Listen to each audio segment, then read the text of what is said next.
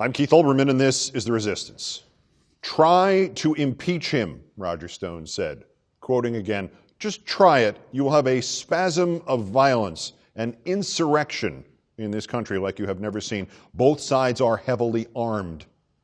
This is Stone, who publicly boasted of his connection to two of the individuals involved in disseminating the emails stolen from his candidate's election opponent, dog whistling for what? The interviewer asked him, civil war? Yes, he answered.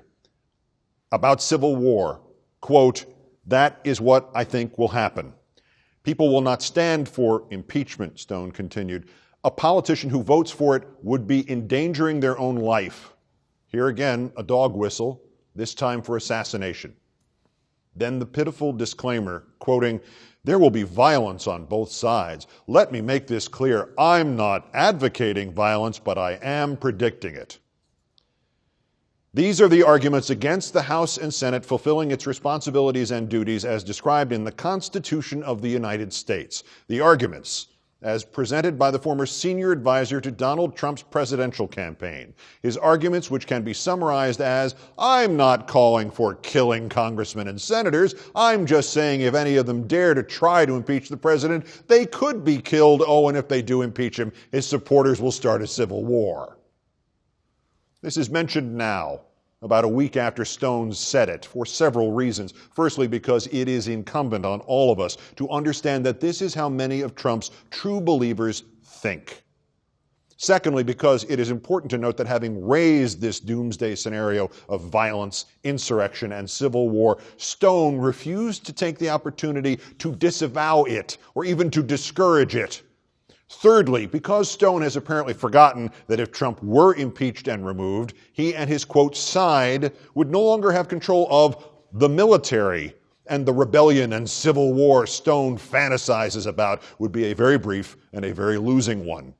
And fourthly, because Stone has apparently not been noticing the little bud of green that has poked itself up from this manure pile of a presidency, namely, when the impeachment process gets serious, much of the president's cabinet may join it. Pressed about international rebuke for Trump's racist response to Charlottesville, Secretary of State Tillerson defended his department. He defended all the other departments. He defended the American people. He defended our commitment to freedom. He defended our commitment to equal rights. And when Chris Wallace of Fox News asked, and the president's values? Tillerson sternly answered, the president speaks for himself, Chris. And when Wallace then asked, are you separating yourself from that, sir? Tillerson sternly answered, I've spoken. I've made my own comments as to our values as well in a speech I gave to the State Department this past week. Secretary Tillerson is many things, but he is not the kind of man who would not have realized that speaking on the only network Trumpians believe is not fake. He had twice refused to defend the President of the United States. Speaking extemporaneously to troops apparently in Jordan, Secretary of Defense Mattis told them, quote, you're buying time. You're a great example for our country right now. It's got some problems. You know it and I know it. It's got problems that we don't have in the military. You just hold the line until our country gets back to understanding and respecting each other and showing it and being friendly to one another. Secretary Mattis is many things, but he is not the kind of man who would have thought his comments would not have gotten back to this country. After the pardoning of Joe Arpaio, somebody, apparently in the Justice Department or in the White House or both, revealed that even before Arpaio's case went to trial this year, Trump had asked Attorney General Jeff Sessions to drop the case against Arpaio. The Washington Post had 3 sources, quote, with knowledge of the conversation, and the press secretary then all but confirmed that conversation. Attorney General Sessions and those around him are many things, but they are not the kind of people who would have thought the leak would not be traced back to them.